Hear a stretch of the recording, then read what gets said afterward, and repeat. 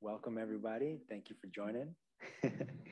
um, very pleased to be sitting tonight with Dr. Bill Richards for a conversation about his book, Sacred Knowledge, the psychedelic experience, and some of the lessons you've learned along the way from your career in this field.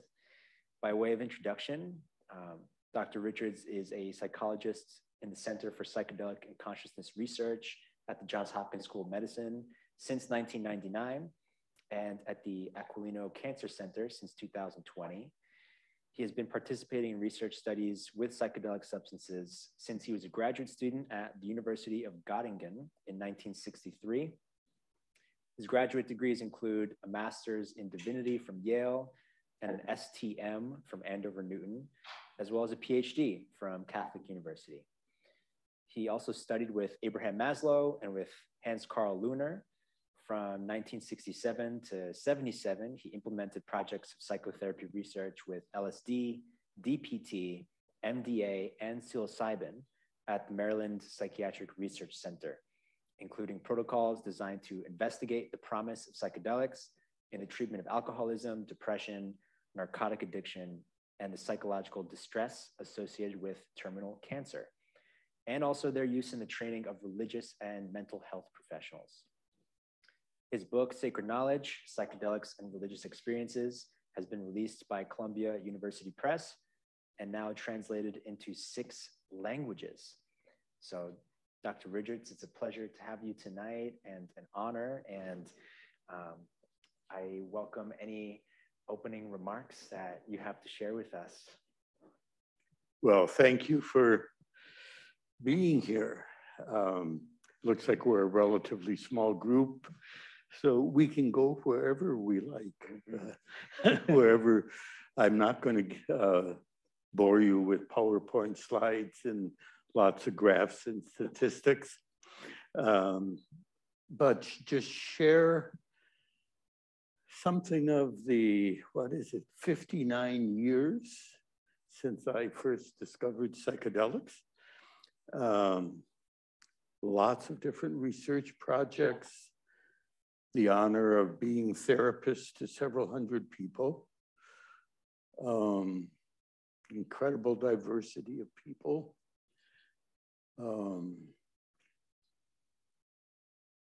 I'm very interested in the medical applications of psychedelics, treating addictions, end of life care and palliative care, especially, and who knows what other frontiers are there waiting for us in medicine, treatment of certainly depression, anxiety, post-traumatic stress. How about sociopathy? Waiting to be done. But beyond medicine, these drugs have incredible promise in education for just about every discipline: music, physics, art, literature.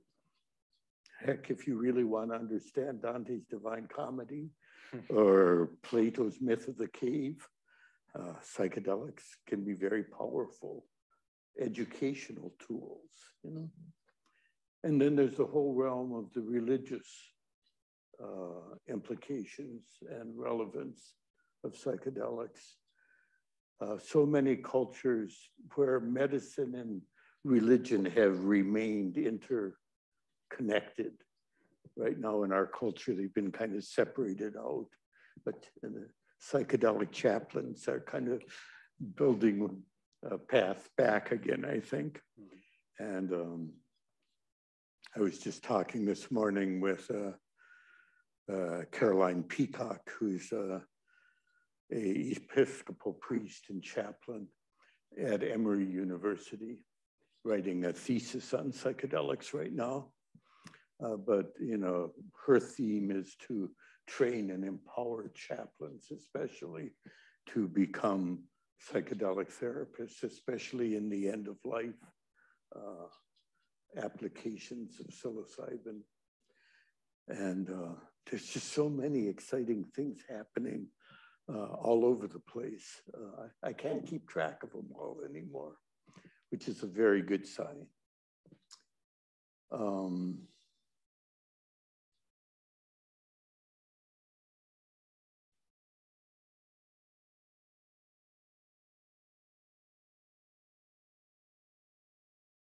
I think that's enough of an opening statement. Where should we go? Sounds good. Well, why don't we start with the beginning of your journey in psychedelics? So the story I've heard is that you first took a psychedelic as a PhD student while you were studying abroad in Germany, and you consumed a substance that's a derivative of psilocybin called CP74. CC74. CC74. CZ. 74. Okay. Okay. So I'm curious, what occurred during that first journey for you that led you to committing yourself to a career and a whole lifetime of exploring these compounds and these states of consciousness? Well, actually, it was before my PhD. This was for a MDiv degree.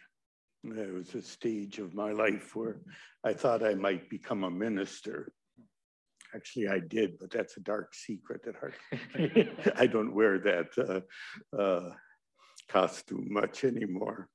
But I was at Yale Divinity School, which is a 3-year program. And this, for my second year, I went to the University of Göttingen in Germany.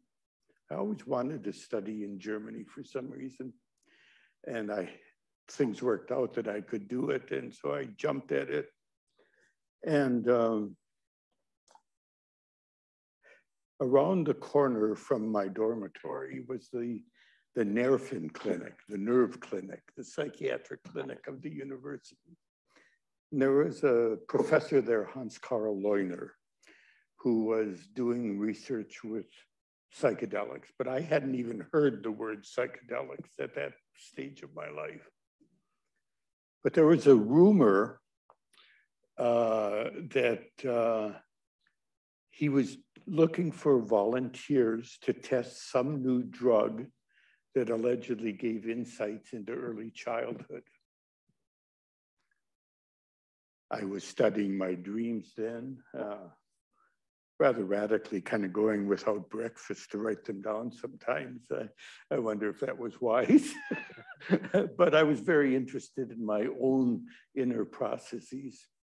And so I asked if I could participate. And they asked if I got drunk very often. I didn't. So they said, "You're in." And they led me to this little basement room with a cot, an end table, and a narrow window looking out over the hospital garbage cans. And they gave me an injection and left me alone. And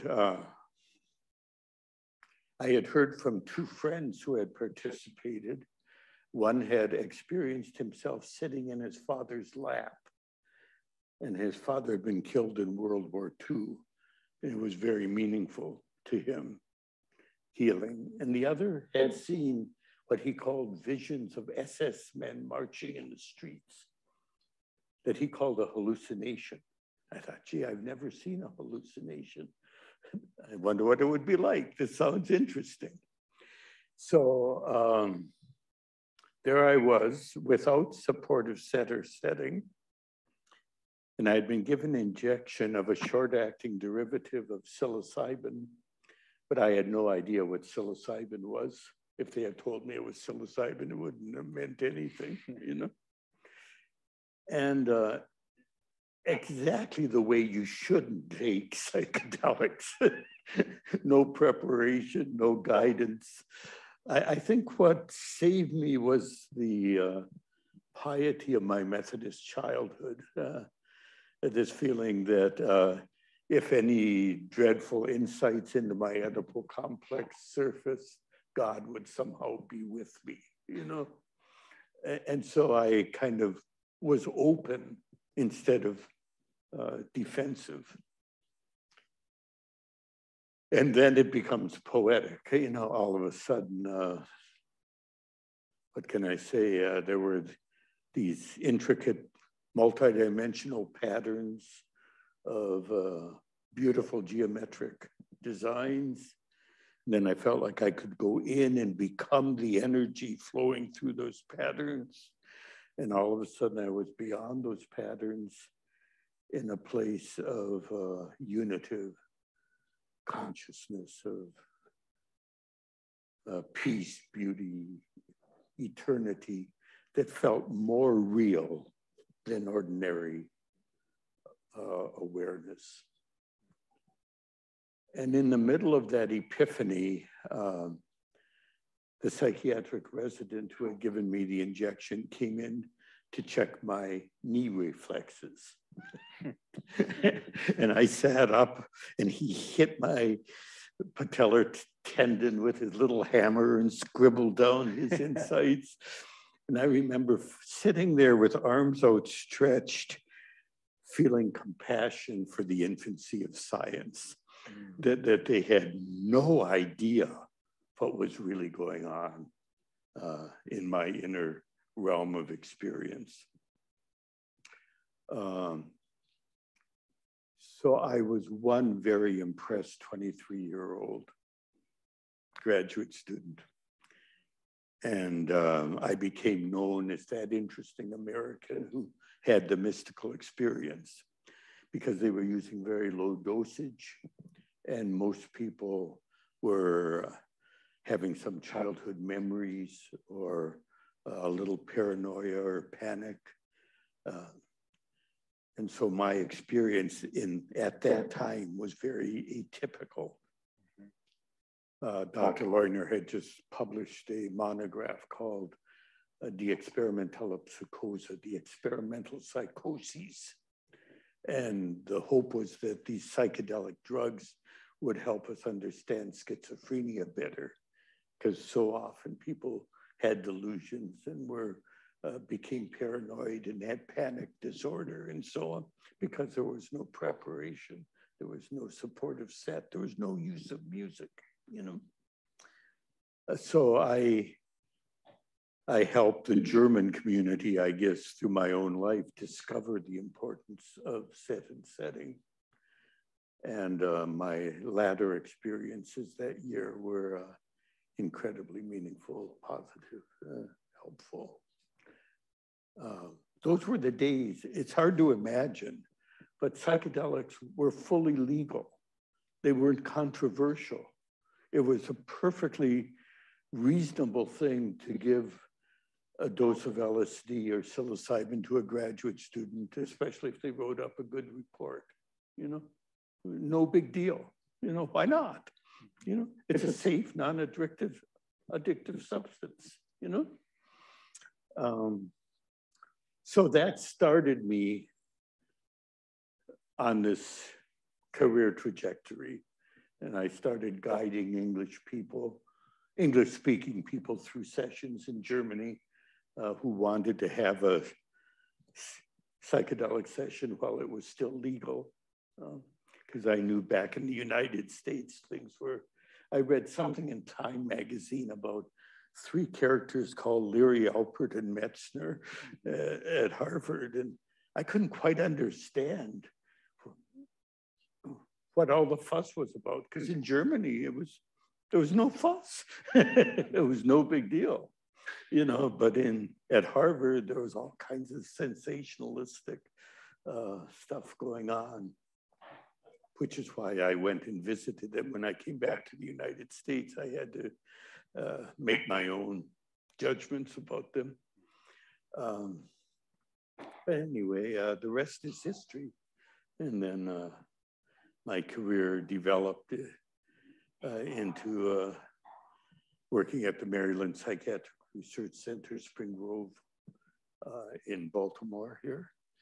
And then the last 22 years at Hopkins here in the East Baltimore campus, and the last couple of years at the Aquilino Cancer Center in Rockville, where we're developing the use of psilocybin in palliative care in a busy oncology center as opposed to a university research department. So it's a very, very hopeful time. Sorry, that was a long answer. Oh, no, your stories can keep going and keep us entertained all night. I want to circle back to working with cancer patients later on, but as we're still at the start of this conversation, and one of the themes that is going to emerge is the spiritual experience, that mystical state, the sense of transcendence and unity that psychedelics can occasion. And you've written extensively in your book about why that state is so important for healing, and almost that it is not the drug itself that creates the healing, but those states of mystical consciousness that creates the healing. So I want to kind of channel the voice of people who are listening to this right now, who, whoever's out there. Hi there, welcome. Folks who may come from a medical background or don't have a context for what a spiritual experience means in the form of healing, in the form of medicine, in the form of amplifying human consciousness. So I want to just ask you, why is a spiritual experience important? What is the role of the mystical state in healing? I'm glad we got all night here. First, let me just preface this in case anyone in the community is not terribly familiar with this realm of research.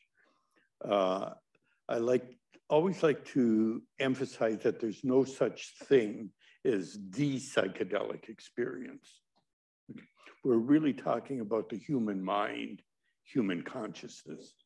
And there are many different strata of experiencing, from mild perceptual changes to what Jung called the personal unconscious of psychodynamic processes in our development, in our current life, to states of panic and paranoia we call bad trips, which frankly don't happen if you're well prepared, but they can, to visionary archetypal experiences, the realm of gods and goddesses and mythology and other civilizations, and incredibly vivid, beautiful, often mental imagery.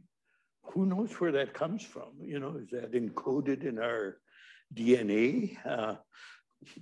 Who knows? But people reliably encounter this. But there's still, in those experiences, there's still a sense of the ego, your everyday personality, looking at, interacting with, beholding something else, okay? And then there's various degrees of interacting with it, perhaps becoming it. So there is this visionary world, if you will, of gods and goddesses, precious gemstones, so on, okay? But then what we call mystical consciousness, and believe it, this is now an accepted scientific term. You can find it in the Journal of Psychopharmacology, okay? That mystical consciousness is this unitive state where your everyday personality becomes part of something infinitely larger. The Hindus describe it as the drop of water of the Atman merging with the ocean of Brahman, okay? So even though you discover the experience in your memory, in a sense, you weren't there when it happened, or you died, the experience happened and you were reborn. You know, it's very hard to put into language, you know, but it's an experience that happens very reliably when people are well prepared and dosage is adequate and the purity of the substance is adequate, you know. And many would theorize that this experience is at the origin of most of the world religions, if not all of them. This is what theologians call revelation, okay? And it happens in the minds of perfectly good agnostics, you know? What counts is not a creed, a belief system of rational things you can list, but what counts is the ability to choose to unconditionally trust and receive, participate, welcome whatever your own mind choreographs for you. Okay? And that requires a good relationship for most people, a feeling of safety and a knowledge that the substance and the dosage are safe, you know?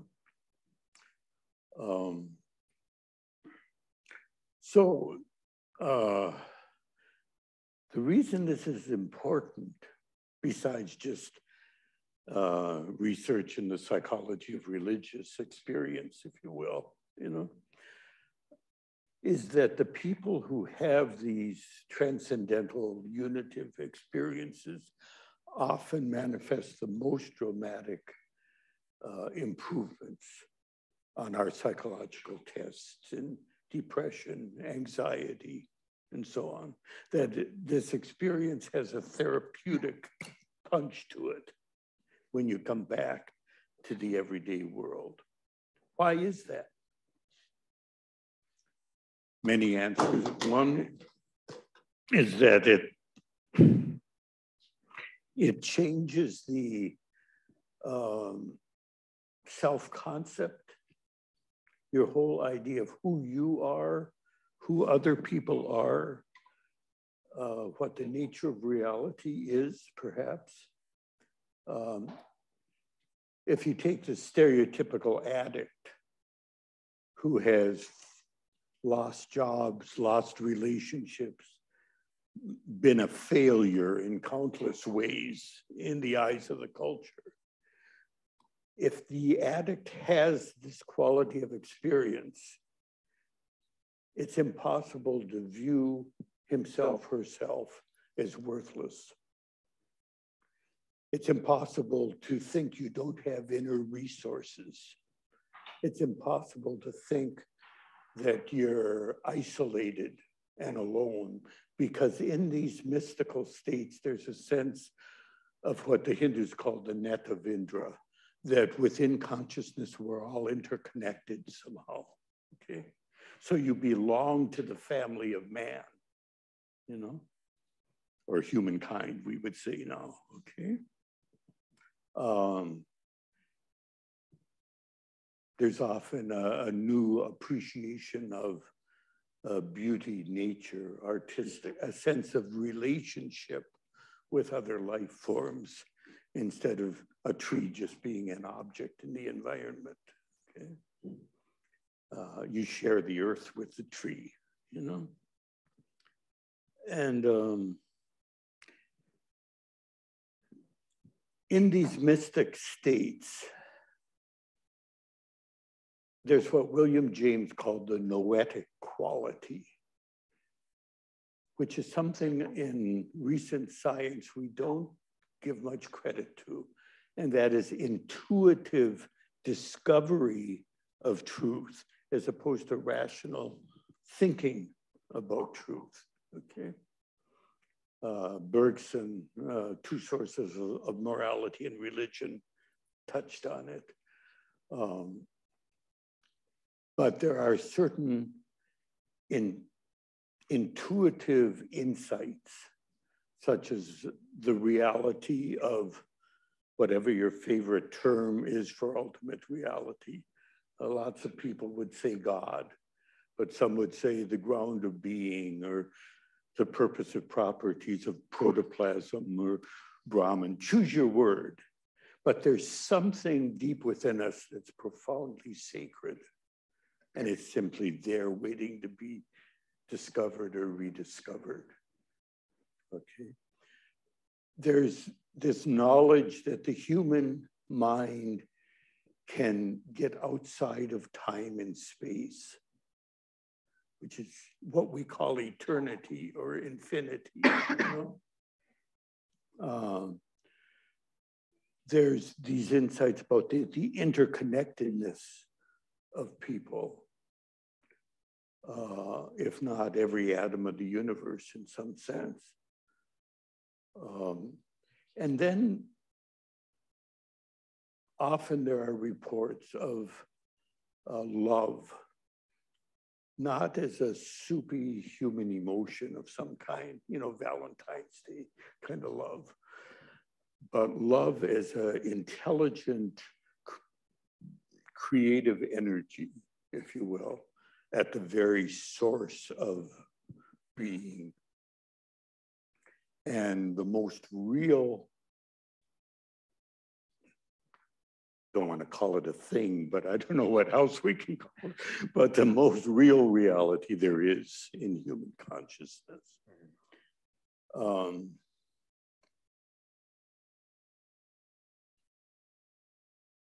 All kinds of, you know, St. Augustine said, love and do whatever you want, you know. Or Karl Jaspers, I don't know if any of you have studied Jaspers. He's an existentialist philosopher and psychiatrist who, his theory is basically if you go into the human mind with a sense of trust and courage, which is what we do in psychedelic therapy, confronting your guilt and your grief and your suffering and your mortality and all that stuff, not running away from it, but going right into the core of it in a trusting relationship, that then you are met deep in the psyche by what he called the unbedingte Forderung, this force of love that heals. And that's what we're finding in psychedelic therapy. Yeah. So in doing psychedelic therapy, we're not imposing techniques on people. We're creating a safe container of unconditional acceptance where the person's own unique mind can manifest itself, and we receive, welcome the content that the individual person's mind choreographs on that particular day with that drug and that dosage. And when we do that, wonderful things seem to happen. Okay.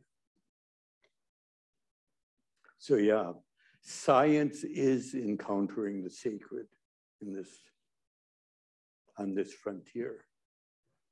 And we need to choose our words carefully. We need to shepherd this knowledge into the scientific establishment. As Nate mentioned, I did have the good fortune of being a research assistant to Abraham Maslow for a year at Brandeis. And the year I was there, he wrote this book called The Psychology of Science. And his theme is basically there's two kinds of science. There's science that limits itself to what can be easily measured, you know, quantified, put into language, and you ignore everything else and call it philosophy and religion, you know? And then there's what he would call true science that is on the threshold of human knowledge, creating new concepts, new language, appreciating the mystery of the unknown, taking seriously that each of us are only here for 100 years or less on a little planet spinning through space. You know, it's pretty awesome when you think about it. You know? And not pretending that we we understand everything. You know, we're just crawling out of the primeval mud, you know?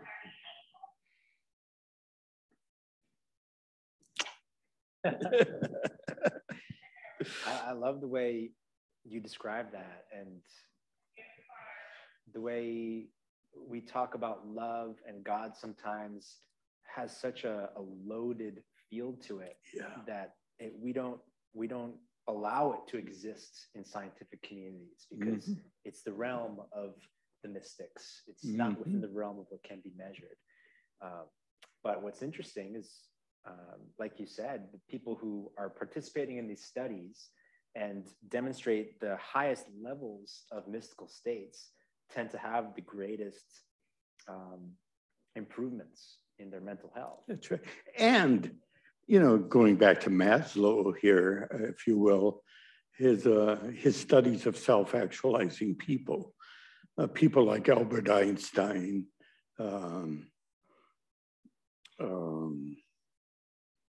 Roosevelt, Eleanor Roosevelt, and so on. These were people who reported spontaneous transcendental experiences. You know, like, they didn't take psychedelics. They didn't need them. We don't know that. Yeah. Some people just are blessed or cursed with a biochemistry that maybe,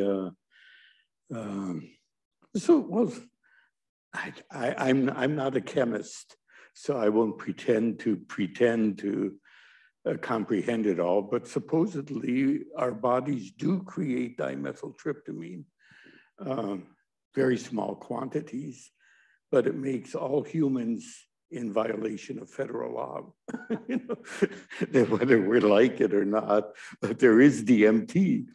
And who knows when spontaneous experiences occur, if that's the dosage gets a little higher or the other chemicals in our functioning that would inhibit it get lessened, or who knows what. But these experiences don't only happen with psychedelics. They happen in natural childbirth. They happen in depths of meditation, sensory isolation and sensory flooding, very exceptional sexual orgasms sometimes, you know. But it seems to be part of the human repertoire, you know. It's not, the experiences aren't in the drug, they're in us. Yeah. As it stands right now, psychedelic research is really targeting mental illness specifically.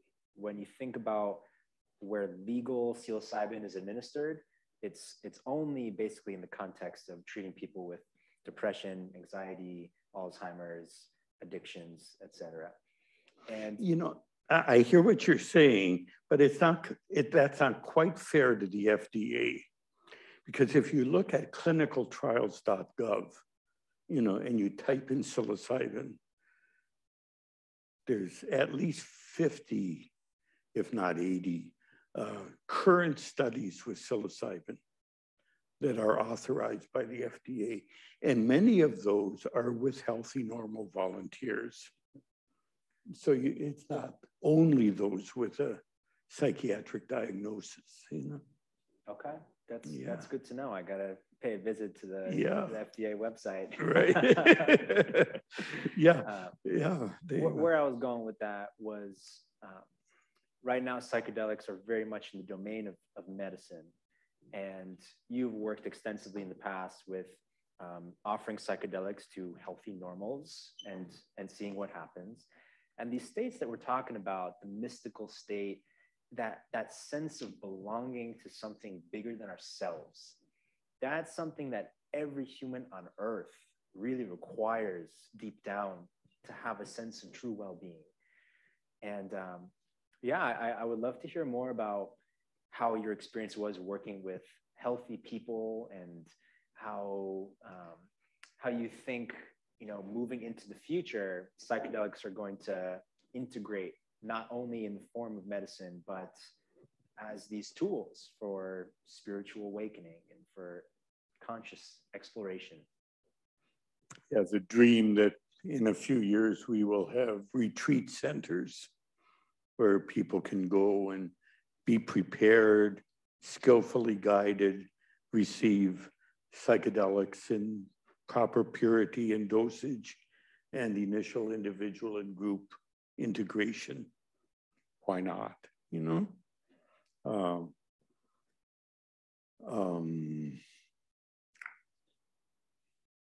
I hope to live long enough to see that, you know? And in a way, it already exists in some of the research centers in other countries, in Canada, in Brazil, in different ayahuasca communities, for example,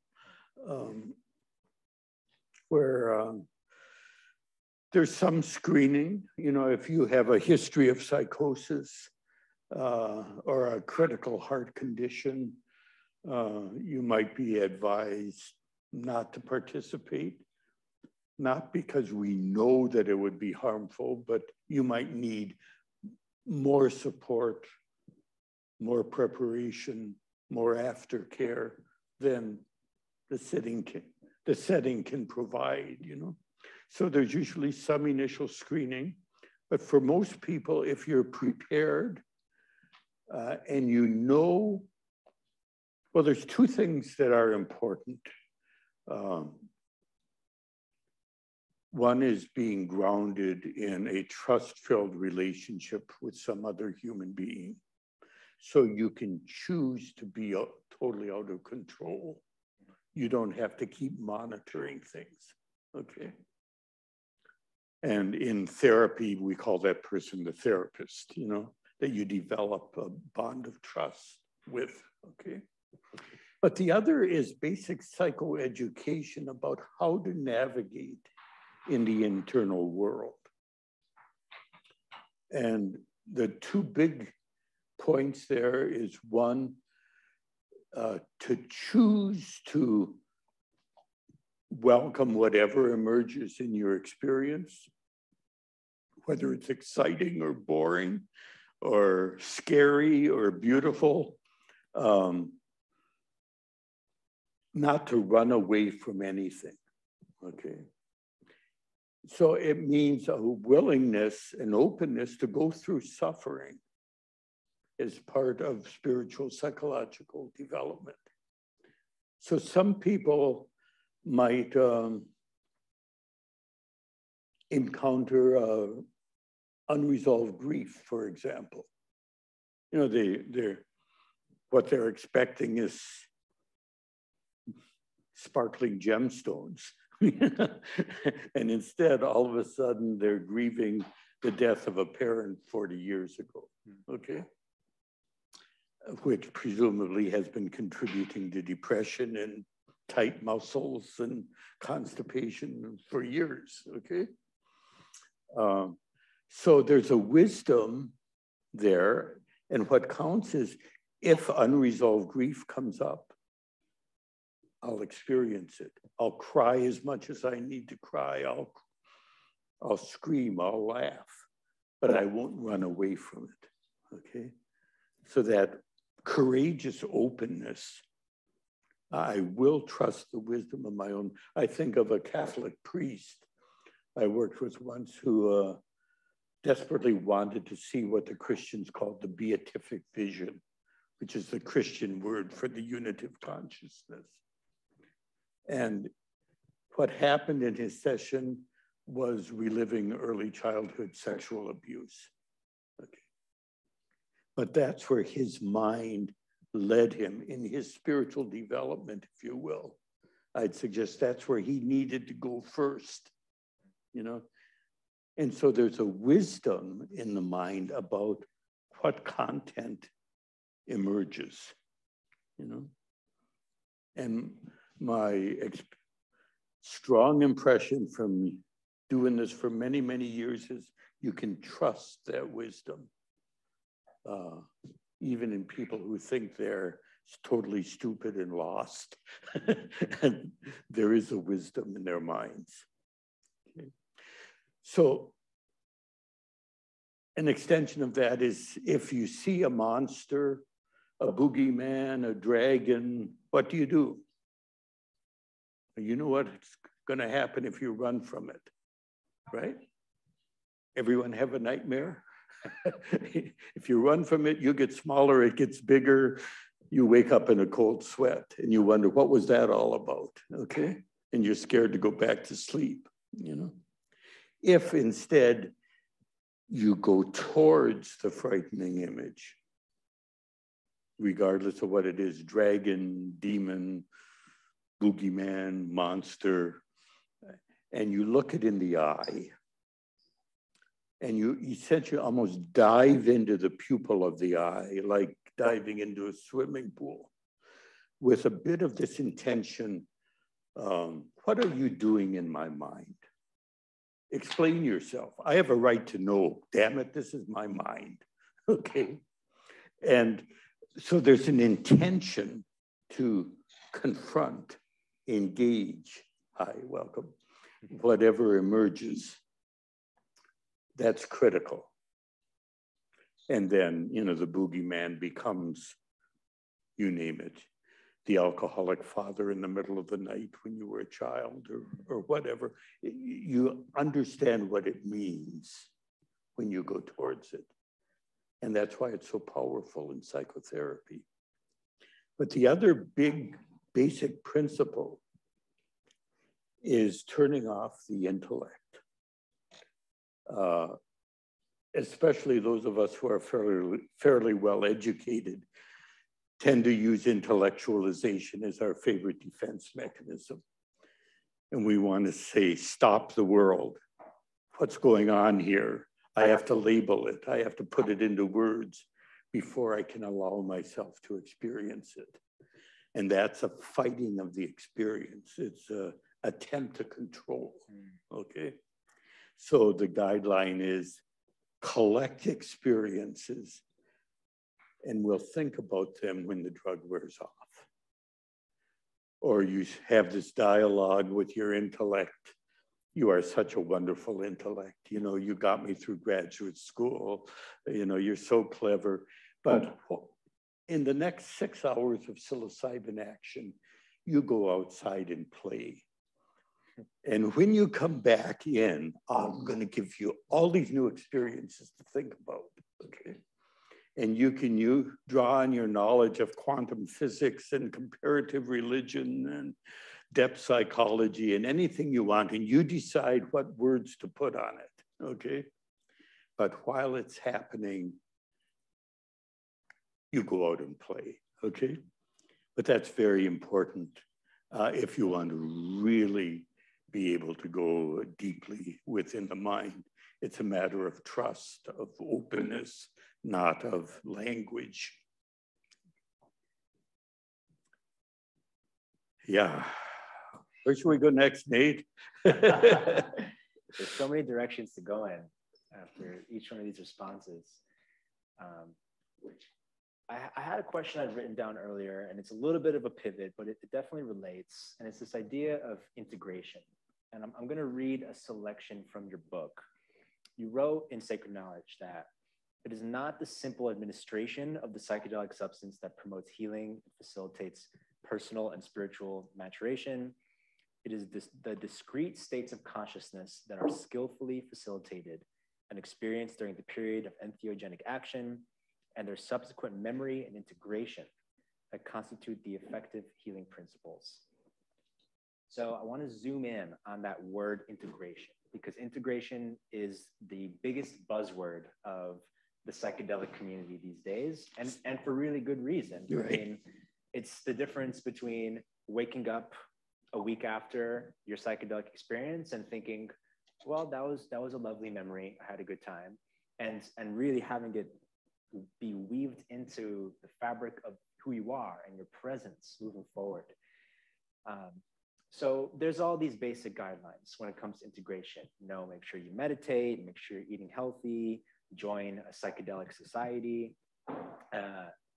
Thanks for being here, everybody. Hope this has been a good integrative practice. But having witnessed the journey from start to finish of hundreds of people at this point in your career, what have you found is what truly makes the difference? What truly distinguishes the folks who have the experience and really integrate it from those that have the experience and sort of recall it as a nice memory? That's not an easy question to answer, because it so much depends on who the person is before the experience occurs, and what the content of the particular experience is.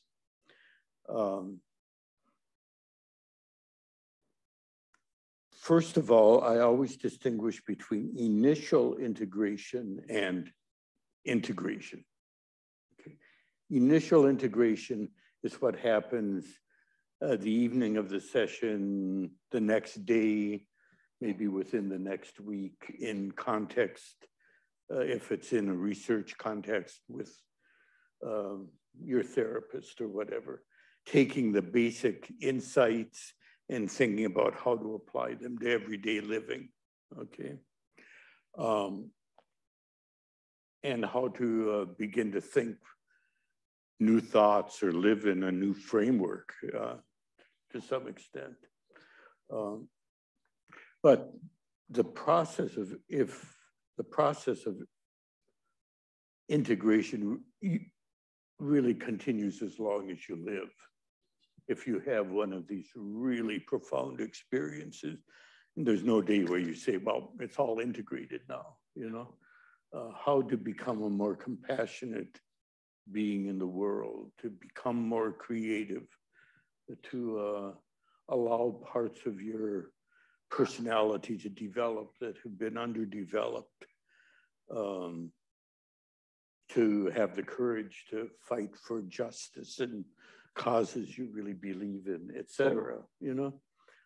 That's a long process. If you think of St. Paul on the road to Damascus, he had one powerful altered state of the vision of the risen Christ, and he didn't need another one. You know, he went off and started the early Christian congregations, you know. So some experiences are so powerful, they almost launch a person into a different stage of life, if you will, almost. And others seem to give insights and a little nudge, but if you want to build it into your life, you got to do some work, you know? And that's why we have debriefing, writing reports, doing artwork, hiking in the woods, meditating, whatever works for the particular person, you know?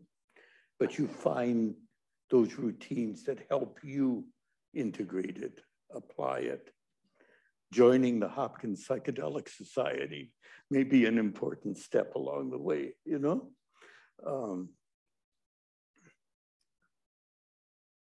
So I don't know if that helps. In the process of integration, there may be many, many stages, you know?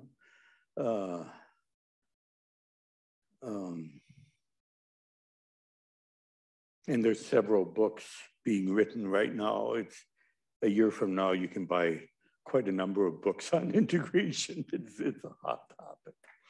I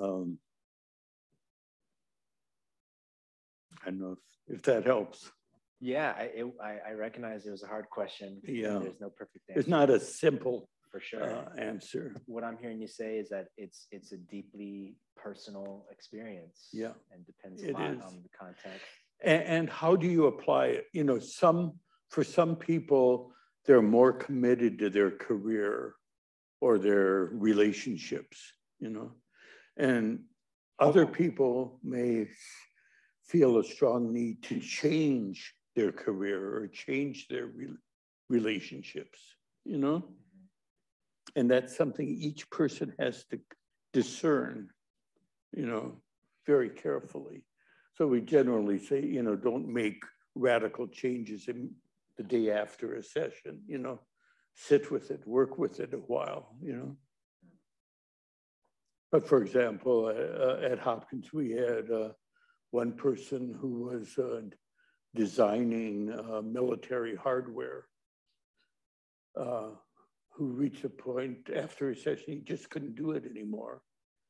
And 3 years later, he was ordained a Buddhist monk.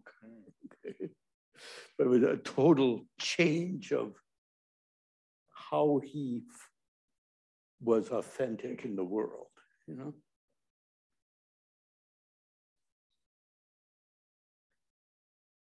And sometimes integration just means having a new relationship with something that brought you fear at some point.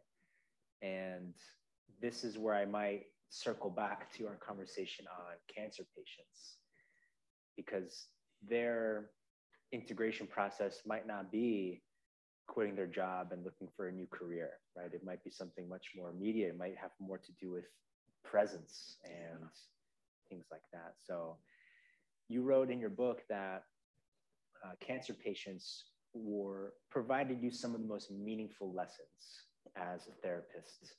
And I'm curious if there are any themes to those lessons that you can share with us. And if I could add on a sub question, it's folks who would consider themselves healthy and not necessarily in a state where they're fearing the end or even thinking about death very regularly. What can people like that learn from those that are coming to the end of life? How many of you are mortal? Okay. You know, yeah, working with cancer patients or people who are seriously ill is incredibly valuable work. Those of you who are nurses probably know that. They have a sense of what matters and what doesn't matter, you know, and they want to, it's easy to get down to the crux of what needs to be approached.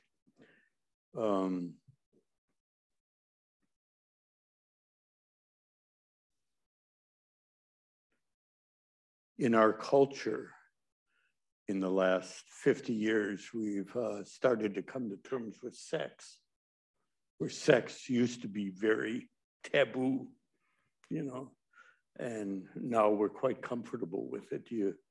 A woman can even enjoy sex and not be viewed as you know, mentally strange, you know, or whatever. You know, we can talk about it, it's free, but death is still pretty taboo, you know? We still put bodies in expensive caskets and put red lights on their faces to make them look healthy, you know? Weird behavior compared to, say, India, where you watch the cremation and throw the ashes in the Ganges and walk away, you know? There's a lot of denial of death in our culture still.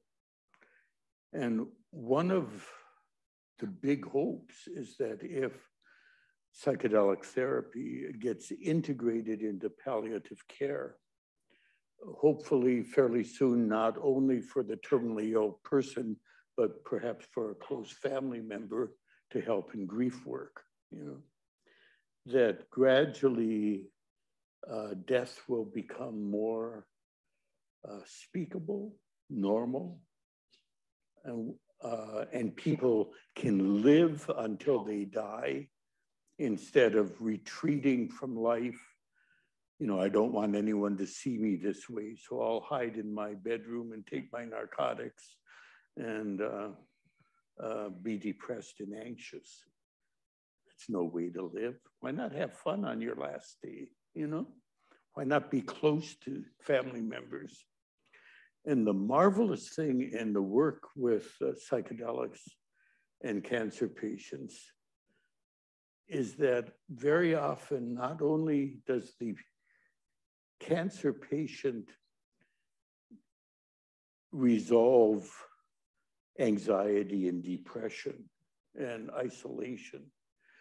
But it's not at all uncommon for the patient to almost become the social worker in the family, who brings the family together to talk about the difficult issues and to almost say, watch me and I'll show you how to die well.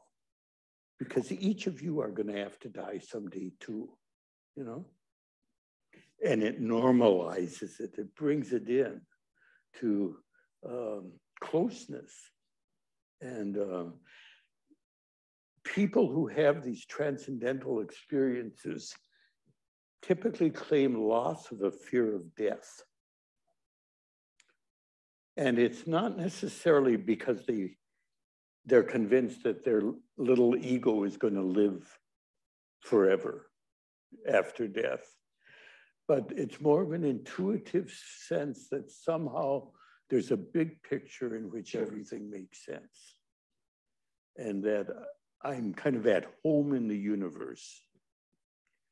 And so death is approached kind of with openness and curiosity. You know, this is going to be an interesting experience. There's no rush. But when I get there, I'll see what happens, you know? Too bad I can't come back and tell you. You know? But the fear is gone.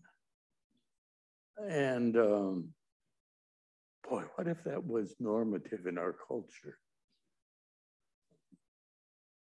And people could die at home with family close by.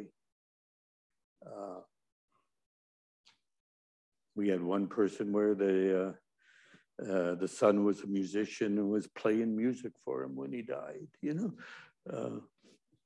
Why not, you know?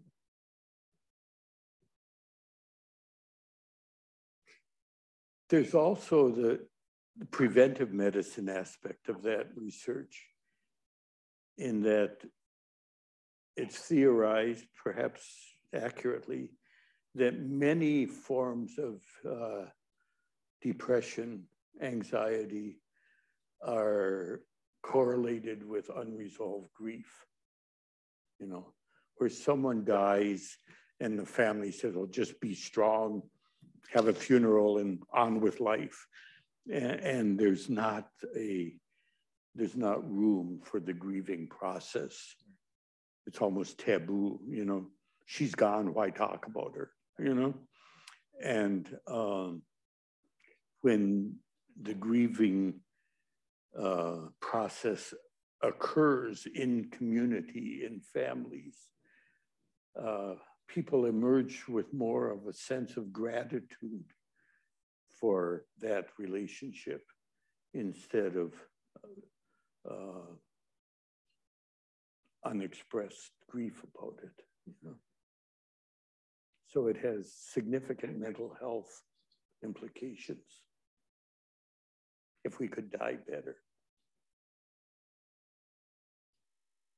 The theme we have at the Aquilino Cancer Center, it's not etched anywhere yet, but it's like live until you die. You know? Don't get dormant for the last 6 months. You know? One of my teachers, Zen teacher Frank Ostaseski, he says, he does hospice work as well. He says, why die before you can rest in peace? Well, you know, there's this monastery in Greece where in Greek it says, if you die before you die, i.e. have a mystical experience, you don't die when you die. Makes sense when you understand these mystical states. Brian Mirarescu, you all know his book on the immortality key. That's something he quotes a lot. You know? So Dr. Richards, I have one final question, and then we'll open up to questions from the audience and to folks on Zoom. Sacred Knowledge was written in 2015, right? Here we are 7 years later, and the psychedelic movement is in full force, moving at lightning speed. And so reflecting back to the time that you wrote the book and just the lessons you've learned along the way. What do you think are some points or just some critical wisdom that we need to hear as a psychedelic community right now at this point in the Renaissance?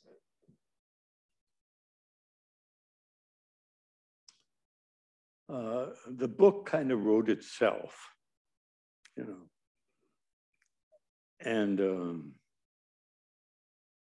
way it came to be written was I gave a lecture to the conference of the American Academy of Religion. And at the end of it, this very attractive woman came up and offered me a book contract. And I always said, well, I don't need yes to anything. Yeah, I don't need to write a book. I've said it in articles, you know, but I said, I'll think about it. And then the book just happened with hardly any rewriting at all. And now it's out there in the world. I listen to it on my car radio every now and then in the audio version. And I gotta say, I don't have any of this, oh, why did I say that? Or I should have said that differently. You know, I think it still is, other than not referencing a few of the more recent research projects, the core of it is still solid. And it is coming out in Chinese and Polish this year. So it's getting out there in the world.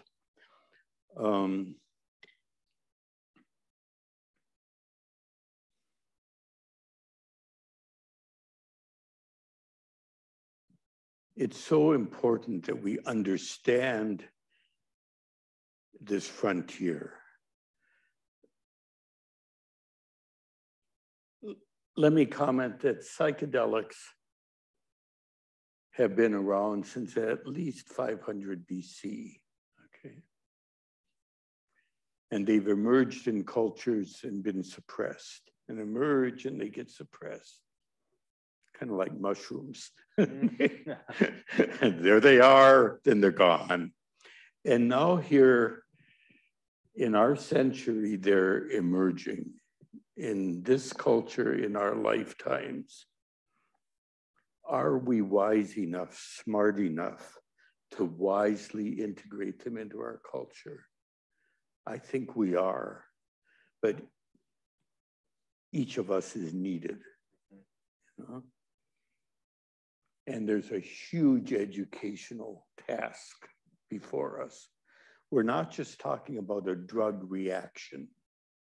We're talking about exploration of the mystery that we are, of comprehending human consciousness more fully, of waking up spiritually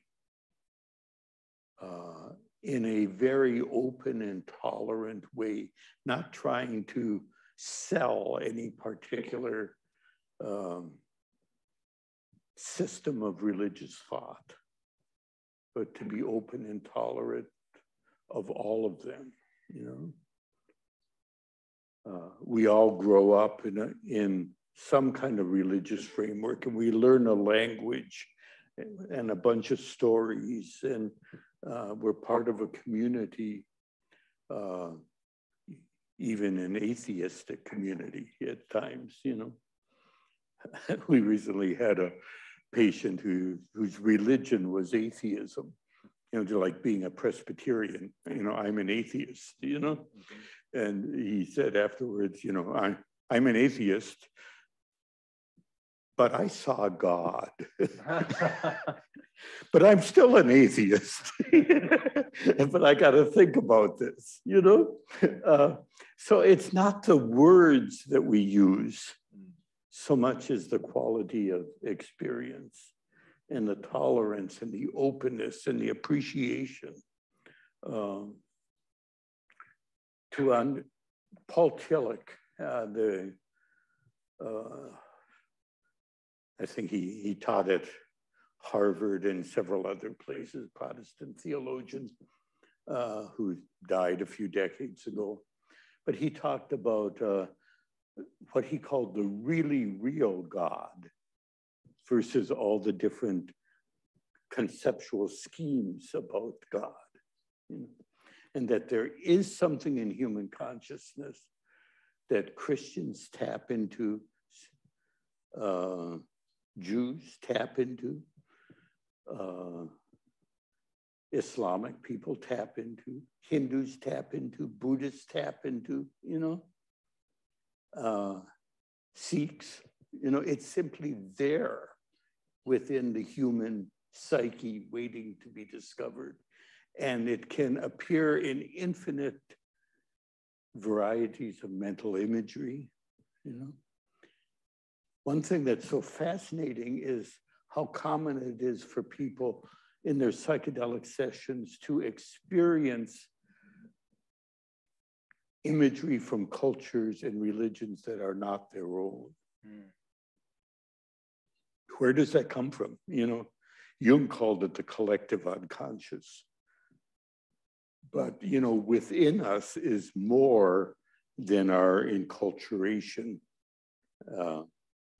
We really did not come into the world as sheets of paper white upon which each of us may write, as the English empiricists thought. We're not brand new computers at birth waiting to be programmed. But the psychedelic research documents over and over that we come into the world with an incredible cache of knowledge. Where is it in our DNA? Is it spiritually accessed? Whatever that means. But it's very common to experience content that's totally surprising, even to the extent of feeling that you're speaking the languages you don't know. You know, where does that come from? You know, it stretches our whole concept of who we are and what is possible. And if you want to talk spiritual language, it's part of waking up spiritually to a bigger world, you know, being all you can be, if you will, you know. The mystery. All right. Thank you. Thank you. Folks in the audience and on Zoom, at this point in the evening, we welcome any questions that you have for Dr. Richards. Questions or comments. Mm-hmm. Yeah.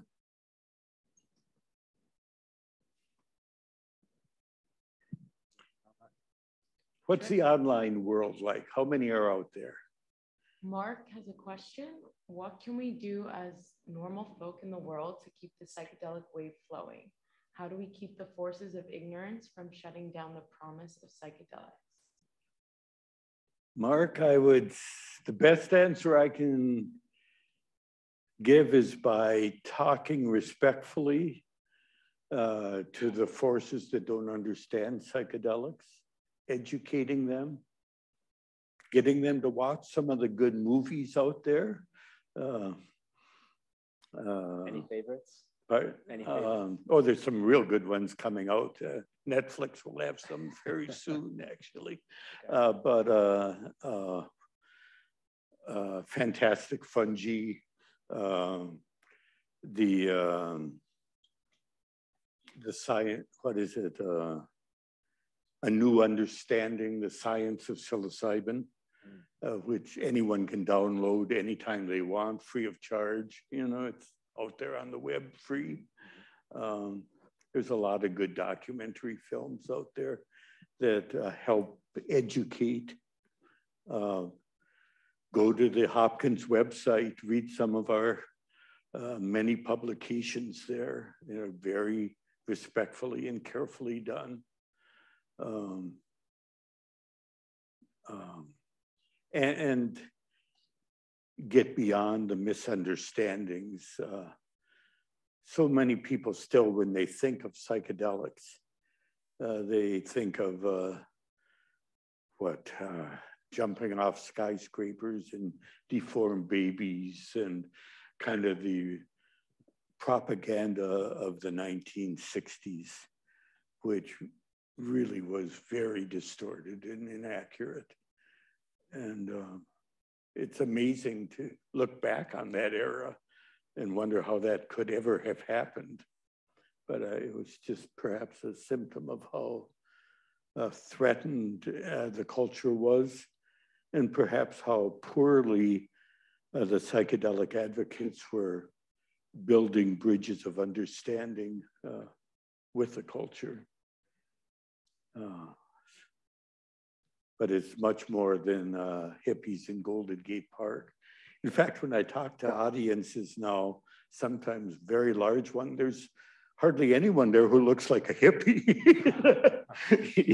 You know, we're in a very different era now. And it's great. We've got our tie-dye shirts under our button downs. Yeah, yeah. Nothing wrong with tie-dyed t-shirts, but Nothing at all. there's a lot of people who don't have them who still have profound experiences with psychedelics. Yeah.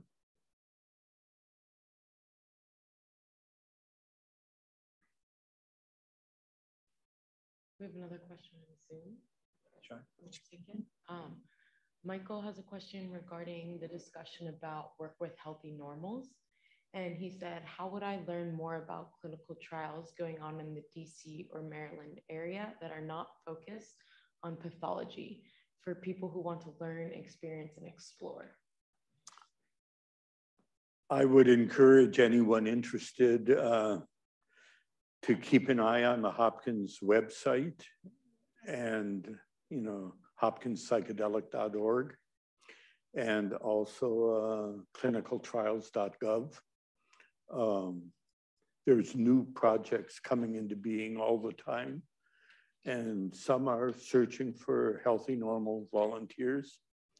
Yeah, I always wonder about that term, healthy, normal, you know, as if we're all, you know, as if we don't have any struggles, you know. but people who aren't severely disabled by their emotional lives. And there may be more and more of those studies looking for volunteers. So, and of course, you know, for those who want to do it legally and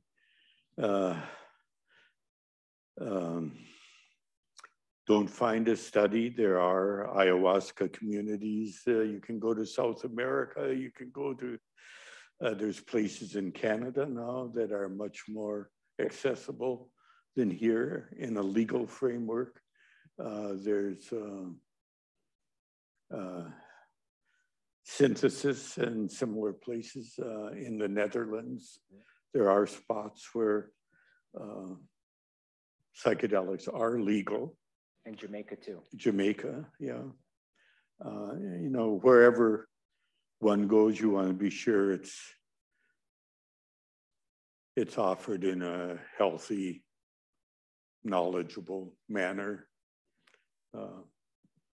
And meanwhile, you can do your meditation and you just might have a deep experience without psychedelics.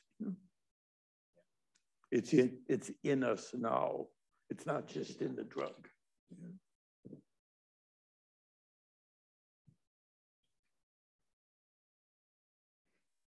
Whatever happened to the study drug you were administered in graduate school, the CZ? Oh, the CZ74 and CEY19, these short-acting derivatives of psilocybin. You know, I've been wondering about that myself as we're more and more interested in shorter-acting substances. I don't know if any of the new psychedelic companies are picking that up, but they're very promising substances to investigate. But I am a strong advocate of the research community focusing on psilocybin right now. Like, let's get one substance off Schedule 1 and make it prescribable. And if we run off in search of all kinds of exotic molecules, that may just postpone the time. So let's get psilocybin and MDMA perhaps accessible and approved in responsible context. And then let's start looking at some of these other substances. That brings up a second question for me, if that's okay. So Nate, you mentioned that you did some research with DPT and MDA. So I'm curious what that was about, given the attitude you expressed just now and what the nature of that research was. Yes, at the Maryland Psychiatric Research Center in Catonsville here, we had been working with LSD, and LSD is a marvelous substance, but it lasts a long time. It's at least 8 hours and sometimes 12, 14. Makes a long day. And it also builds up very gradually. So the most productive time is between the 3rd and the 5th hour. So as a therapist, you're kind of sitting there waiting for the reaction to get stronger, for the most promising part of the day therapeutically to occur. And then LSD also ends in this kind of bouncing ball phase. You're back and you drift off, and you're back and you drift off, and you're back and you drift off, and it may be luxurious, but it's unnecessarily luxurious. And psilocybin is more of a get down to business drug.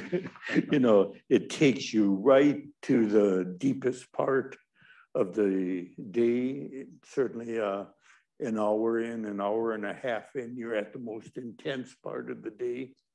And it brings you back to normal consciousness in a gradual yet gentle way, and you arrive home with kind of a definitive feeling, I'm back now, and it's 6 hours at the most, so it fits into the usual workday.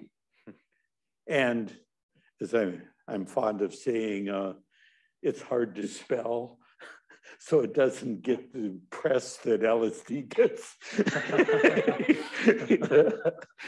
But there's a lot of, and also psilocybin has this long natural history.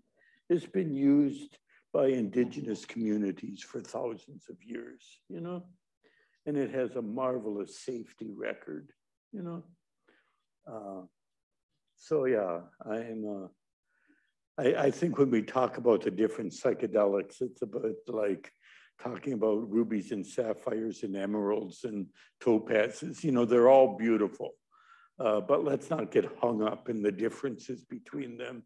Let's look at the states of consciousness that they trigger.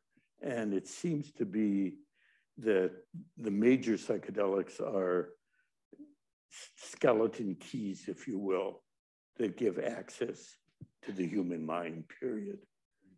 If you give the same dose of the same drug to the same person, there will be different experiences, okay?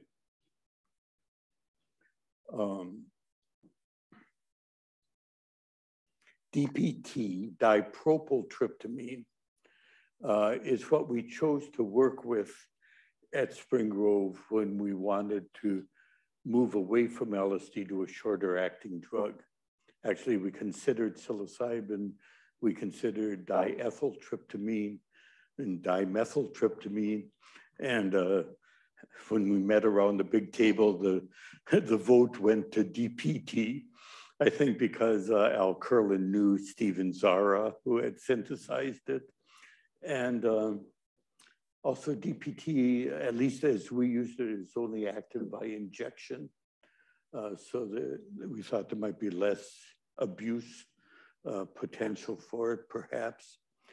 And it was it is a very promising, powerful psychedelic. I gave it to a lot of alcoholics and cancer patients, and they had essentially the same content that occurred with LSD. That's interesting, because the reports out there tend to characterize it as being much darker overall for whatever reason. So no. It's measured in milligrams instead of micrograms, like psilocybin for them.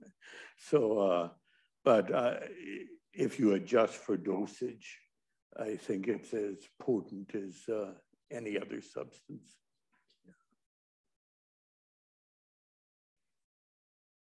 Frontiers waiting to be explored. Maybe you can do some.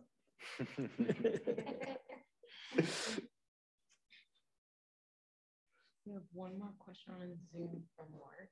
Okay.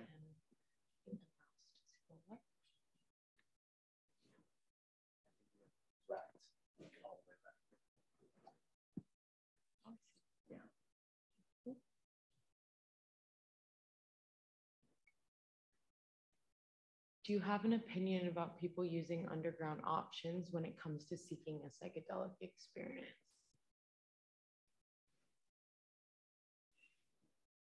And as a follow-up, if you want to include that, Michael chimed in and said that he's tried some underground experiences, but the question for him has always been how to know if the people know what they're doing. Yeah. Well, my personal, I've been very lucky personally because I've always been able to take psychedelics legally, you know, so it's easy for me to say, you know, wait and find a way to do it legally.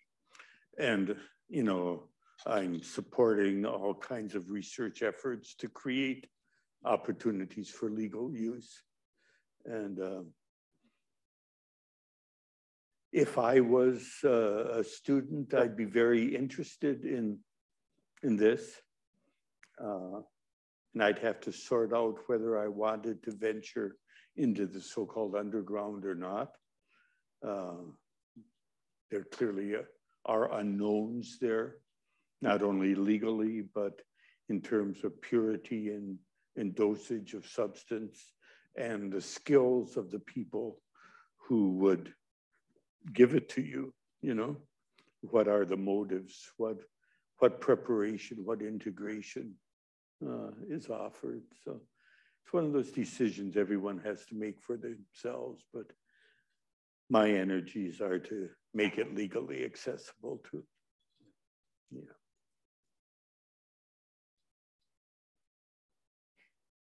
Is that all we had? Beautiful. Yeah, please go ahead. Yeah. So based on what you just said about giving the same dose to different people and they might react differently to the same dose. And with Or even to the same person. Right. Yep. Right, exactly. Right. And knowing that the mystical experience is important. What do you say to people who go in expecting a mystical experience, who don't get one and are disappointed? And then also, what are your thoughts on the pharmaceutical companies who are developing drugs that mimic psychedelics without the mystical or without the psychedelic quality? Well, for the second part, it's like developing a blindfold so you can go through the Walters Art Gallery and not see any art. If you want to do that, go right ahead. But frankly, I like to see the art. It just seems silly to me. Because it's the richness of the experience that's so meaningful, you know. I guess that's an extension of the thinking in psychiatry in recent years with the SSRIs, that we just want to remove the depth of depression and the heights of the mania, get rid of the light in the dark and just be gray all the time, you know, but function in the world better without attending to what's contributing to the depression, you know. Just give me a pill to make me function better. I think that in that framework, the psychedelics are an incredible gift to psychiatry. I think it will give psychiatry its soul back. The psyche is incredibly fascinating, beautiful, creative, intelligent, you know. Why not engage it and appreciate it as we can do with psychedelics instead of just sedating, you know? I think there are many psychiatrists who went into the field because they really cared about people and were intrigued with how the human mind functions. And lately they've been locked into adjusting medication every 10, 15 minutes. And I suspect that's a prescription for a lot of depressed psychiatrists. And that can change.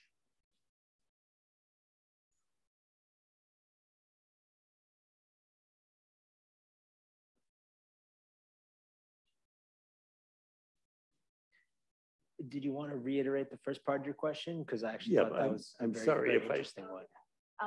For, you know, people expecting or hoping for the mystical experience who don't experience that. Yeah. Well, that's part of good preparation, to be open, to trust your mind and receive whatever comes. And you might put in a request. You know, I'd sure like to, I'd like to see some angels. And I'd rather not see any demons. But when you take the substance, it's important to just welcome whatever you discover yourself experiencing. And it's not, the transcendental states are not caused by the drug. The drug gives access to them as you sometimes resolve barriers within your own mind to be ready for that experience. There are two routes. Sometimes people have to work through various psychodynamic issues before they arrive at ego loss and transcendence, okay? And you have to just humbly do your work, you know? But when that enlightened state occurs, it doesn't mean you're a saint, you know? In medieval spirituality, that's called the awakening. That's the beginning of the spiritual life, okay? So you still keep your humility and you got lots of integration to do. There are people who in their very first session are fortunate enough, perhaps, but they go straight to the mystical. That doesn't mean they don't have any psychological problems, you know? And then, if you will, on the way back and in subsequent sessions or therapy sessions, deal with the personal issues. Both routes are profoundly therapeutic. And the first one is especially effective with people who suffer from addictions. As I mentioned earlier, who often have a lot of self-loathing and feelings of failure and so on. When that person can have a profound experience of beauty, worth, acceptance, belonging, it provides a basis for a lot of constructive integrative work afterwards. But all I can say is I've come to trust the individual mind and how it choreographs a particular session. Yeah.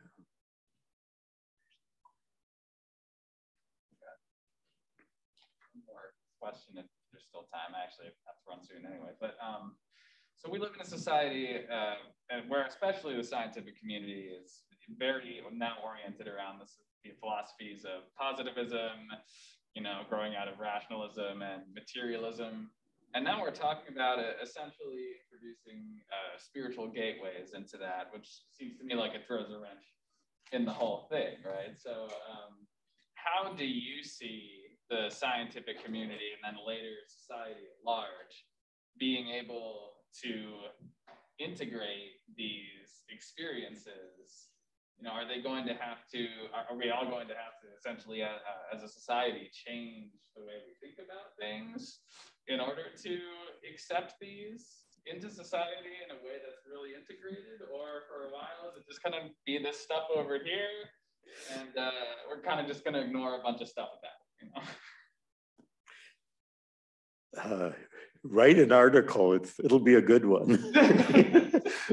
I like to think of it as the growing edge of science, not anti-science. Yeah. And I'm not a quantum physicist, but if I were, I think I might be able to talk about reality beyond the structures of time and space, for example. Yeah.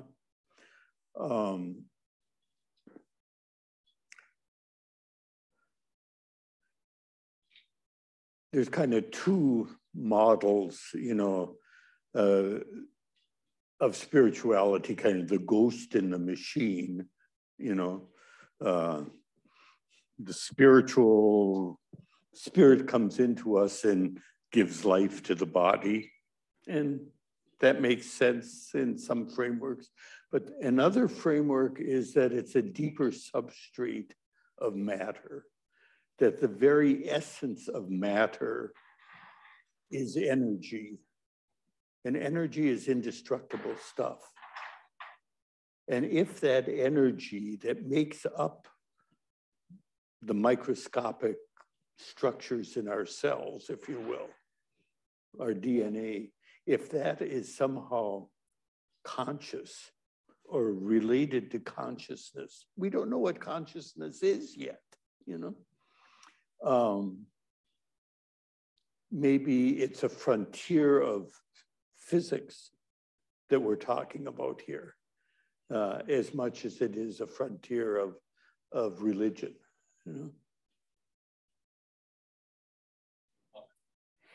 Thank you. Yeah. And I think that's a good place as any to complete our discussion tonight. So, well, it's been good being with all of you. Indeed it has. Thank you so much for joining us.